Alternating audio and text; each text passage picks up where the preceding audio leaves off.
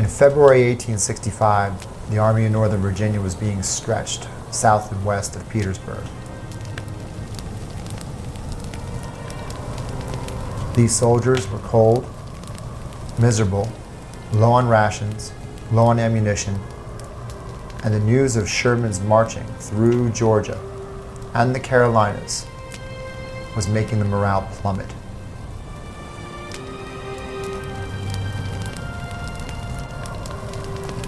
The constant fighting, marching, the wear and tear upon the Army of Northern Virginia was beginning to show.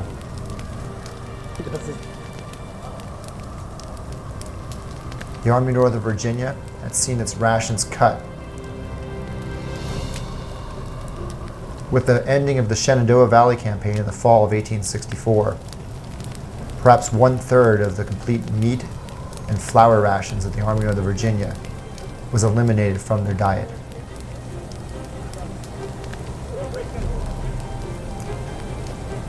With General William Tecumseh Sherman marching across Georgia in the fall of 1864, the meat and flour rations coming from Georgia would also be eliminated.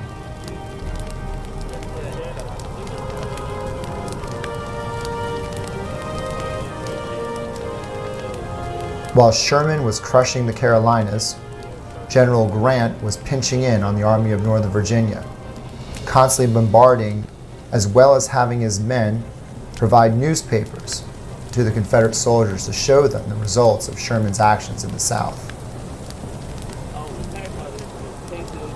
With both firepower and finesse, Grant was slowly strangling the Army of Northern Virginia to death.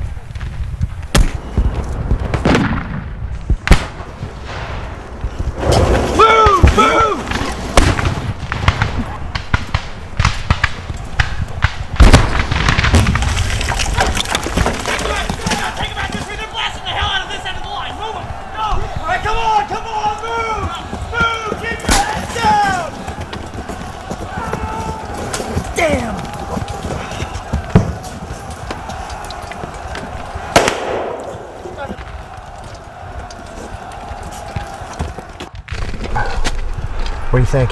So much for being in a reserve. Sounds like the whole battle's coming towards us. It's time to slaughter the hogs, boys. Never had a hog shoot back at me. Oh, look sharp, though! The whole Yankee army on my heels!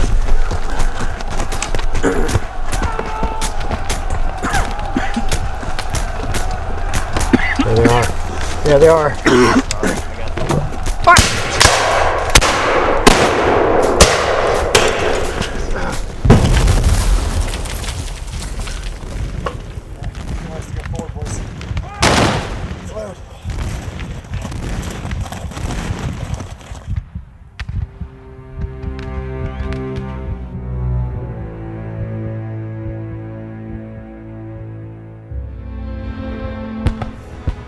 The life of the Army of Northern Virginia began at the 7 Days Battle in the summer of 1862.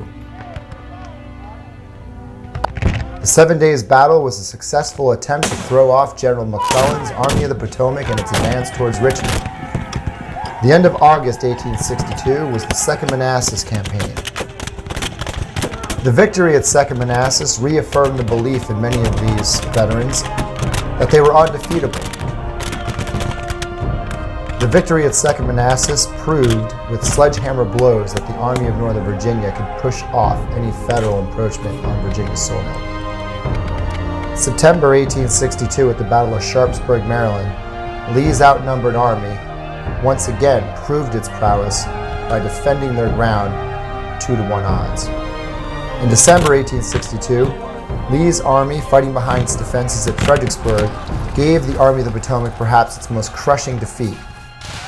In May 1863, the Army handed Hooker's Army of the Potomac an even greater defeat than at Fredericksburg. The Battle of Gettysburg, July 1863, the Army was handed a severe wound.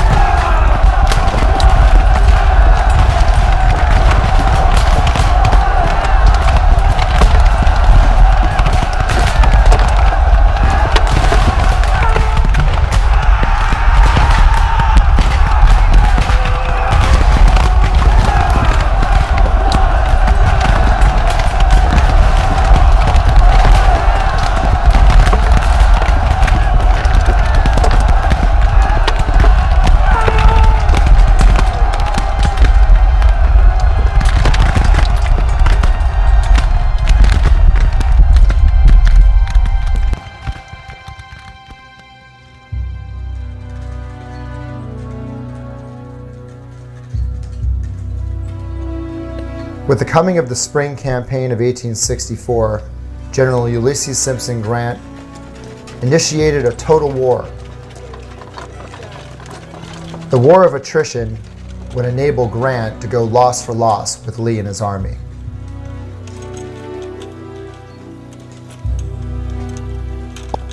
The war of attrition initiated by Grant would bring the endless manpower of the North into a death struggle with Lee's veterans, most of whom had been wounded at least once or twice already in the war.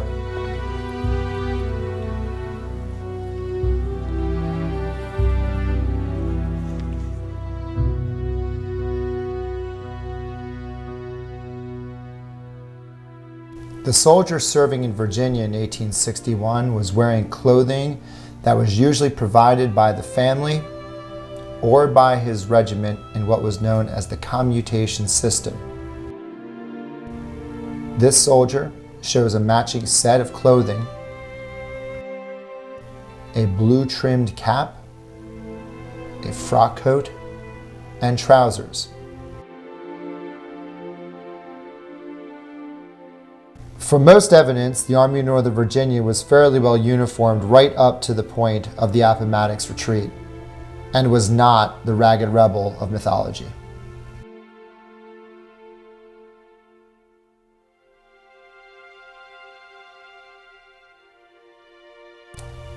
The soldier carries a model 1842 musket, which was a smoothbore weapon that was usually left over in the arsenals from the Mexican War.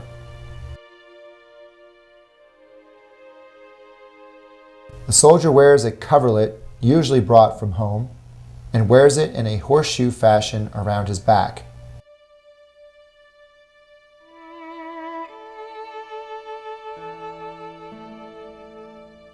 The gear the soldier is wearing is well made. It's clean and polished ready to make a fine show in either parade or battle. This is the volunteer of 1861.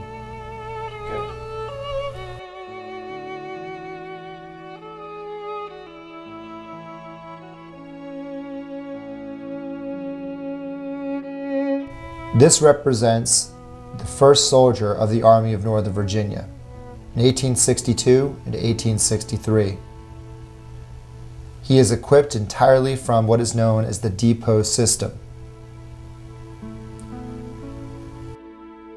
The Richmond Clothing Manufactory was established to provide specifically Lee's Army's needs for clothing and gear.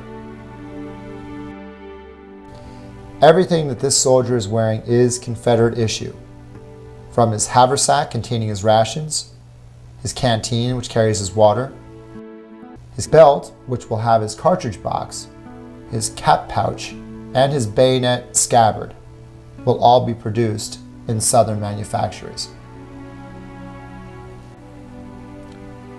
This depot system was to make sure that all troops in Lee's army, whether they be from Mississippi, South Carolina, or anywhere else, will receive the same quality and quantity of issue. Short jackets are the norm in Lee's Army of Northern Virginia. These jackets usually have a 9-button front, will have shoulder straps and belt loops. Most of these jackets are going to be made out of what is known as jean cloth, which is a mixture of wool and cotton.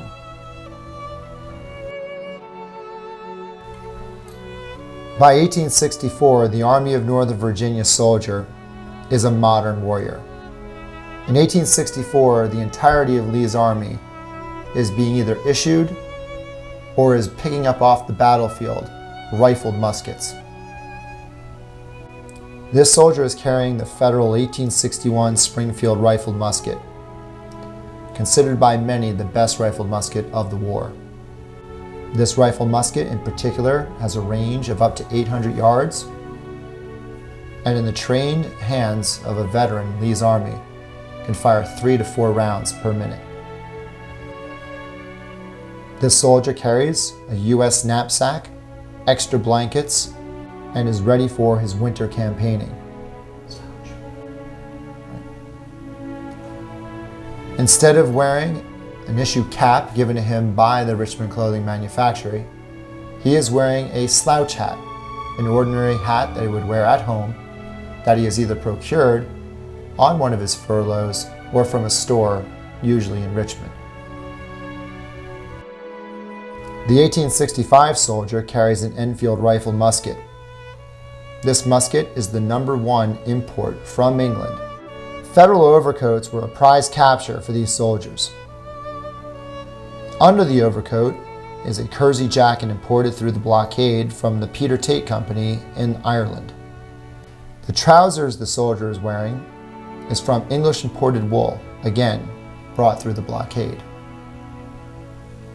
By 1865, Confederate soldiers were experts at supplementing their gear, clothing, and rations from captures from Federals.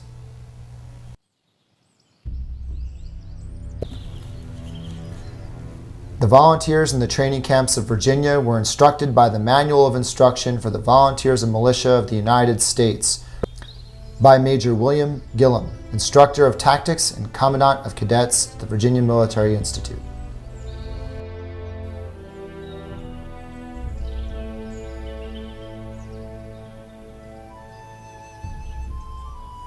Support arms.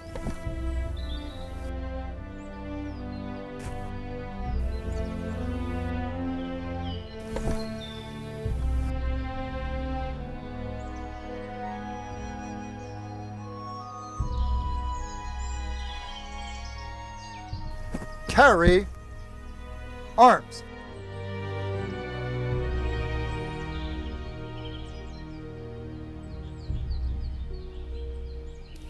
Trail arms.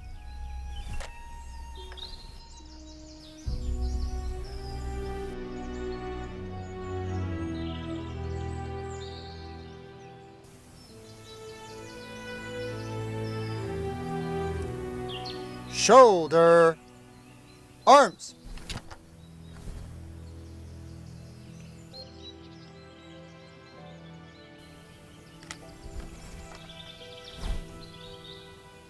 Secure, arms.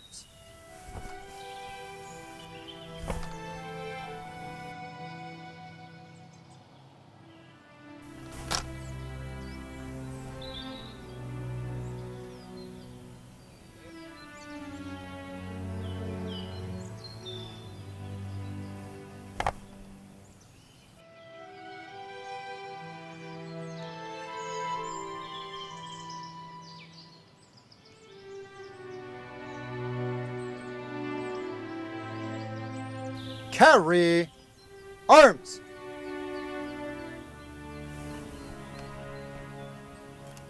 Carry, arms. Carry, arms.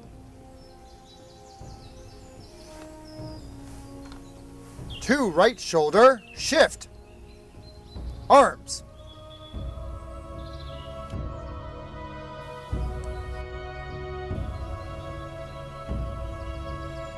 Right shoulder, shift, arms.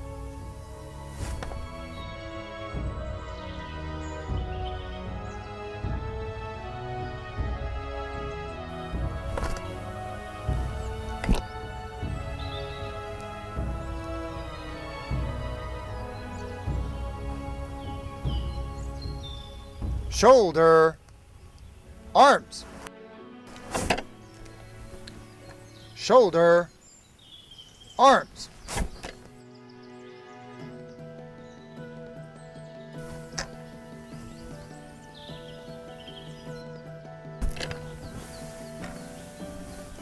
Charge, bayonet.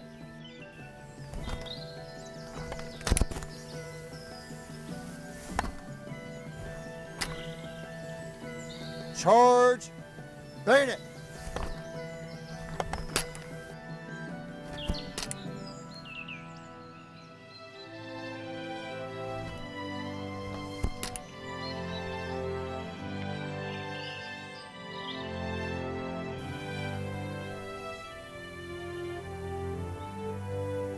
Shoulder, arms. Order, arms.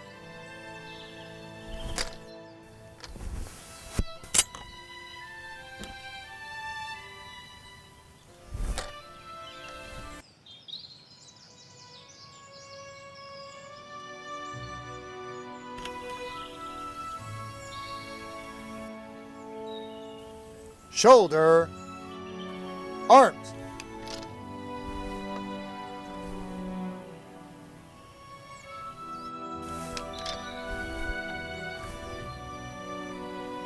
Fix, bayonet.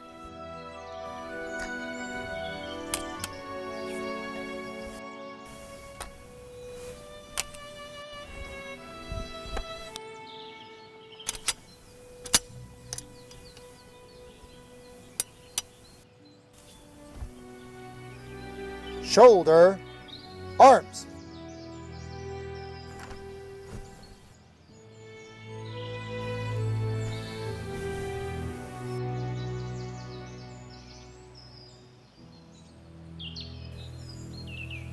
Unfix, bayonet.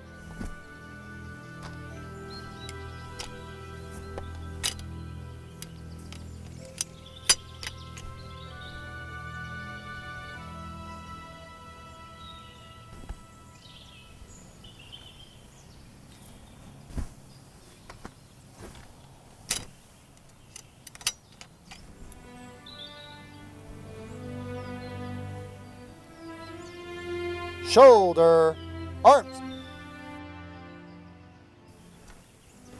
Support, arms.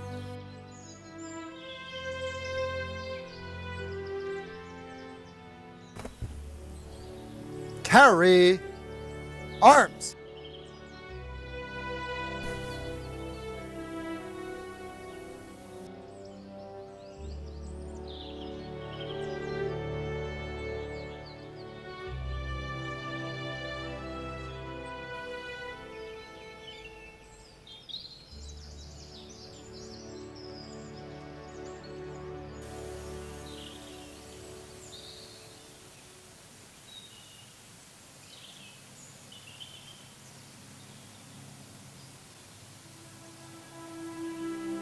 For many of Lee's regiments the last month of the war, the companies were down to 15 to 20 men each. Some were young, some were old, but most of the men that remained in the ranks and did not desert were the diehards and would march with Lee all the way to Appomattox.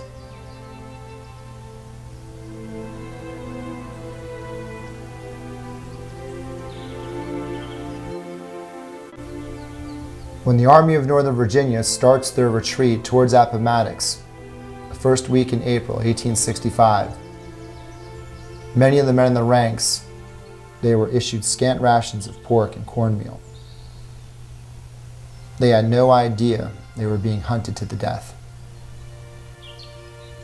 Depending upon the unit and the leadership involved, some units' morale was higher than others. Some of the best units in the Army of Northern Virginia were the sharpshooter battalions, hand-picked men in every brigade in the Army, and led by very skilled officers who had a proven record of marksmanship.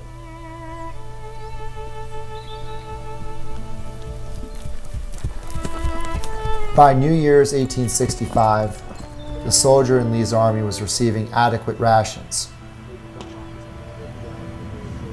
On December 25, 1864, General William Tecumseh Sherman had reached Savannah, Georgia, and cut Georgia off from its supplies that it provided the Army of Northern Virginia.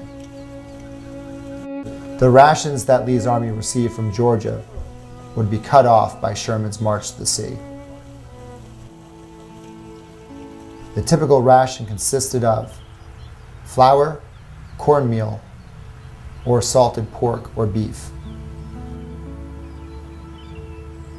All right, shoulder, arm. Company to the rear, open order. By 1864, the entirety of the Army of Northern Virginia were using Hardee's light infantry tactics. Your left foot, go ahead and do it, and you wait for the command in front. These tactics March. were for a faster paced, more lightning speed of movement on the battlefield. Company, front.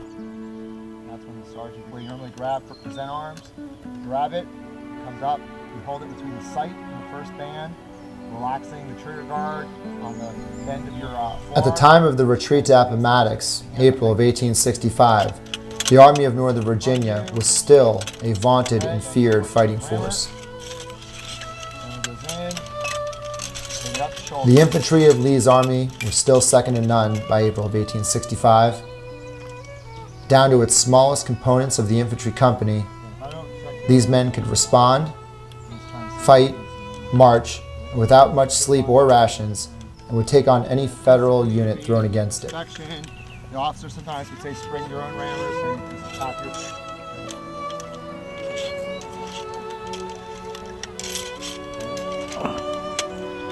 Well, yeah, there's a lot of that with order arms. If you're basically starting out at order, you go to company close, order, march.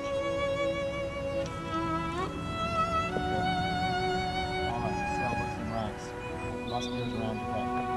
Right? There's nothing that looks as unprofessional to these guys probably is, you know, well, I can't handle the weight of my musket, so I'm going to do shoulder shift, arms. Good. Shoulder, arms. Simple. You got in the wrong spot. The profile basically is suspended from your forearm is the musket, perfectly balanced. This was designed for essentially marching. Arms. All right.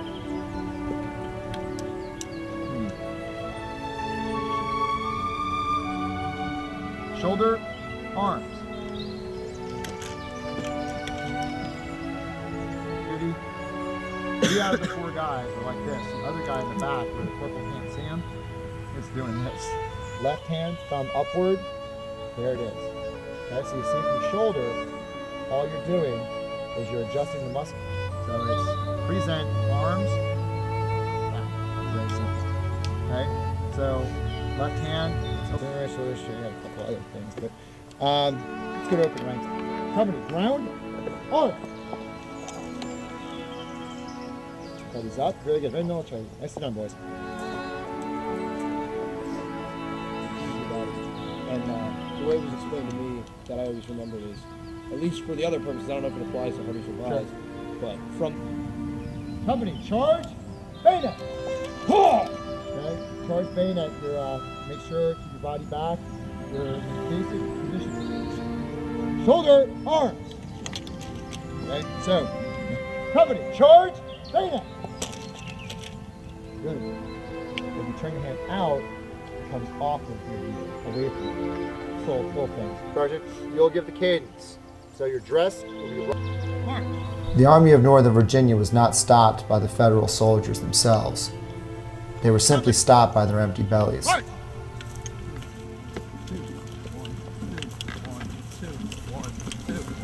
On the eve of the retreat to Appomattox, those soldiers that were fortunate enough to receive rations usually received a very small portion of bacon and cornmeal, the equivalent of 4 strips of bacon and 2 corn muffins.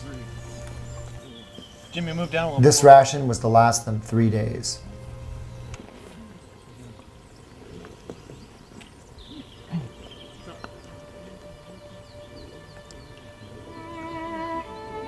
Advance! Right! Load in 10 times. Load.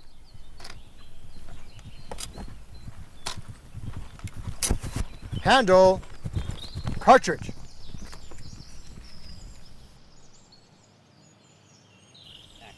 Tear. Cartridge. Charge. Cartridge.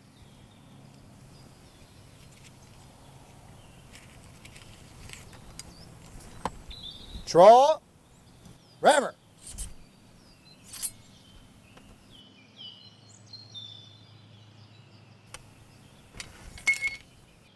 Turn. Rammer.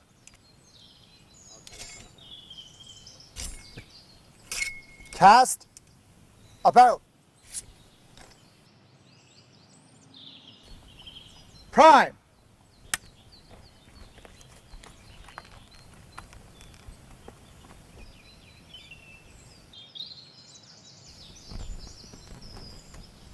Shoulder. Arms.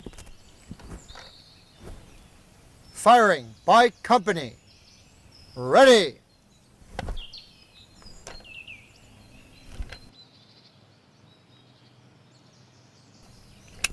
Ready.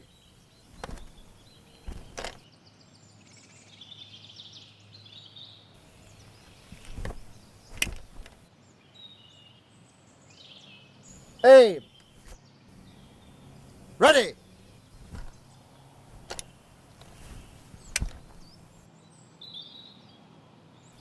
Aim.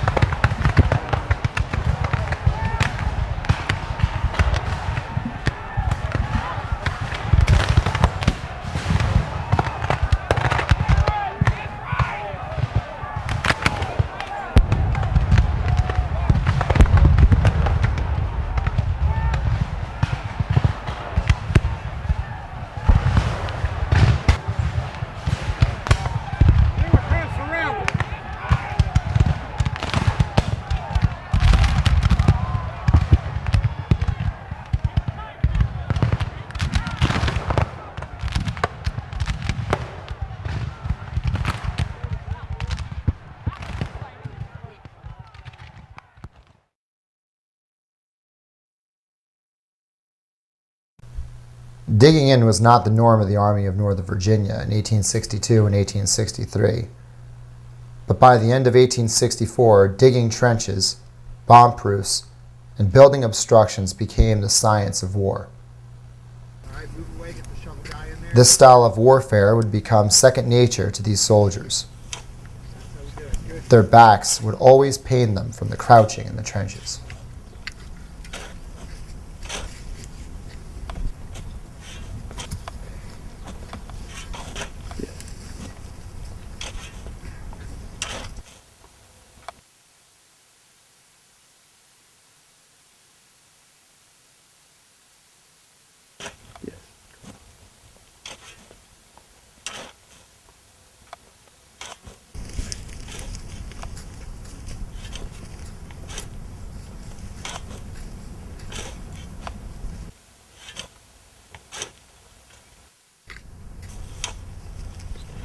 There you go.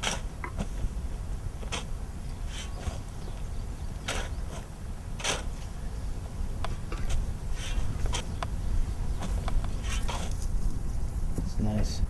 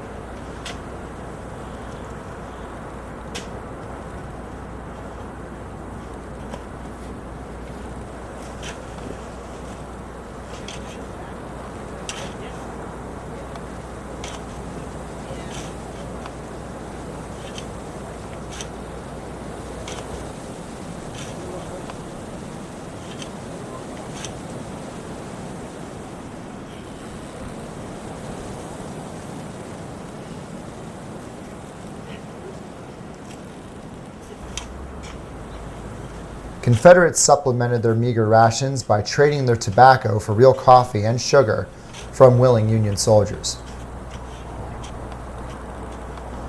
These Union soldiers enjoyed providing newspapers. The officers of Lee's army hated the exchange. Bad news put morale low and led to desertion.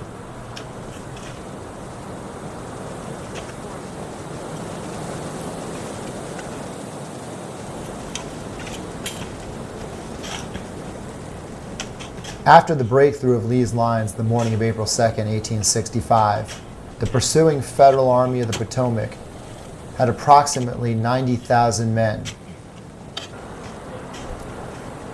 Lee's Army of Northern Virginia, at the point where he leaves the trenches, consists of roughly 50 to 55,000 men. He has the same number of troops that he had in many of the previous campaigns, including Chancellorsville.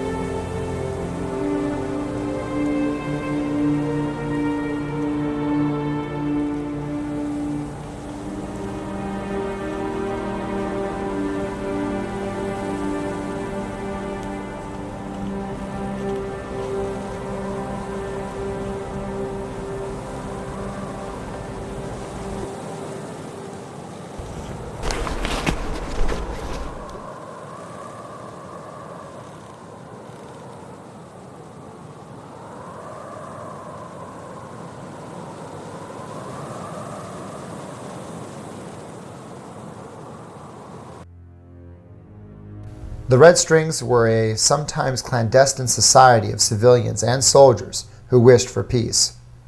The Redstring Society was originally made up of civilians at home who wanted to show their lack of support for the Confederate cause.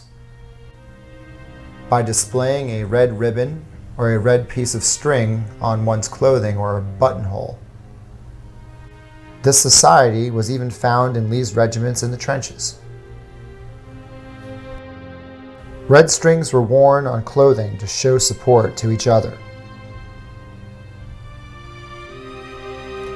These men would find opportune moments to be captured. Of course, this type of choice could mean death.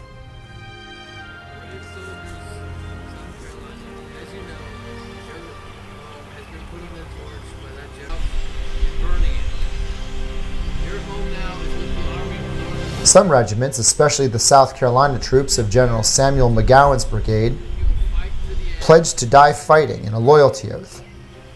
These men were the diehards that Lee depended upon to counter the 2-to-1 odds he faced on the Petersburg front.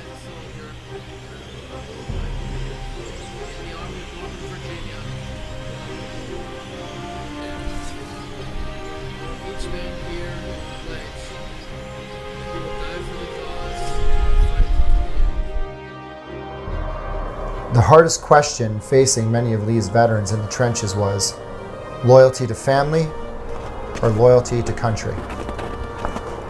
For many of the men, the loyalty of family suffering back home came first.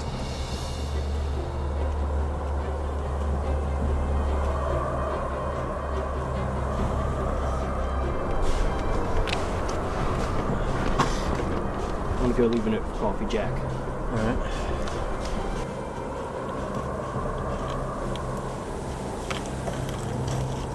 Would you hand me my musket? Why are you bringing your musket?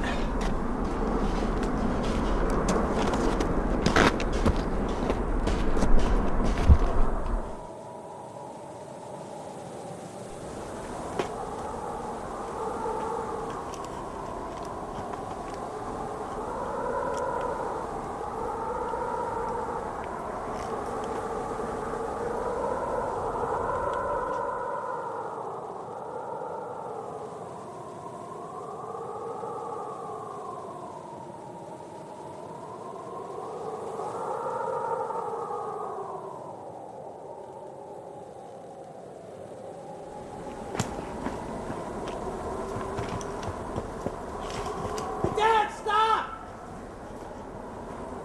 Stop!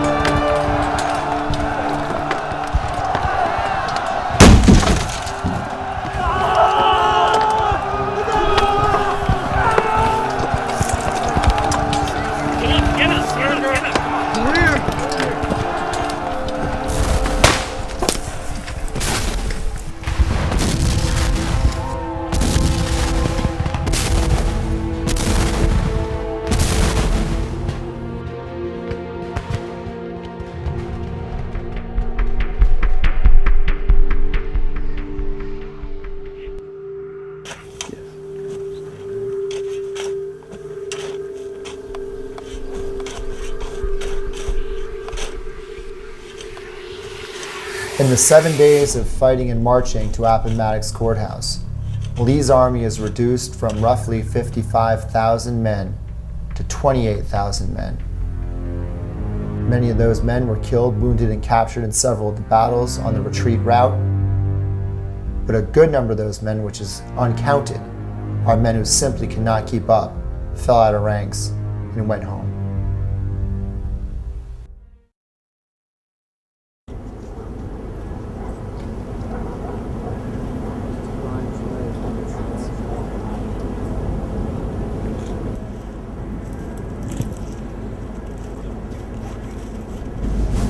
We still have a duty to honor our country. We need to keep marching south and join Johnston's army. The hell is Johnston's army?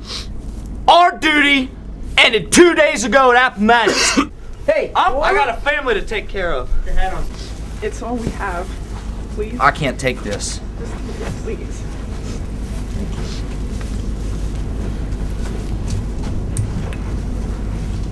My sister has a husband.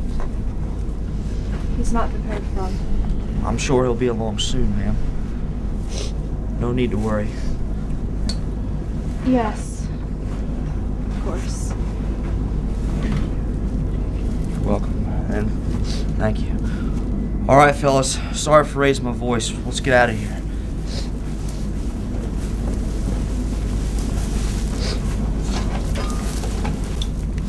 Damn it, it ain't much. Yankee soldier gave it to me at Appomattox, and we want you to have it. Thank you. With the surrender at Appomattox Courthouse, the Army of Northern Virginia has disbanded, and all the men now have to walk that long journey homeward. For some, the surrender marks a period of disbelief, others denial, whereas some of the men are jubilant that they get to return home to their families. For the entire rank and file of the Army of Northern Virginia, the last walk homeward is going to be a time filled with thoughts of what will become of them and their families, and that uncertain future following the Civil War.